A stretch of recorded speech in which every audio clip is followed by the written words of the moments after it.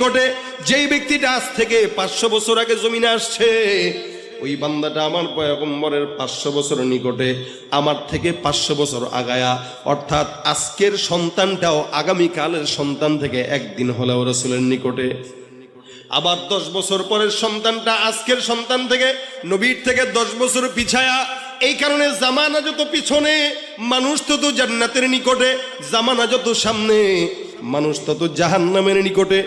চিন্তা করে দেখেন তো, আজ থেকে 30-40 বছর আগের, 50 বছর আগের কথা যদি বলি, আমাদের এলাকায় আমরা আমাদের মাদেরকে দেখতাম, খালাদেরকে দেখতাম, রাস্তাঘাটে গ্রামগঞ্জে দেখতাম, যখন নাকি কোনো মুরব্বী মহিলা রাস্তা দিয়ে হাঁটতো, পরপুরুষ দেখার সাথে সাথে ঘন্টাটা দিয়ে কোনো বিল্ডিং এর আড়ালে যায় লুকায় যাইতো।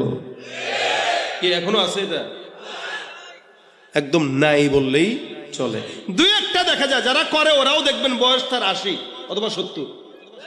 এক সময় দেখতাম যখন নাকি মানুষ আসতো সামনে, আমাদের মা বোনেরা গাছের আড়ালে লুকাইতো, মসজিদে লুকাইতো, পুকুর পাড়ে লুকাইতো, কোনোভাবে যেন কোনো পরপুরুষ না দেখে। এমনকি নিজের জামা পর্যন্ত উঠানের মধ্যে নাড়তে দিত না, যাতে কোনো পরপুরুষ আমাদেরকে না দেখে।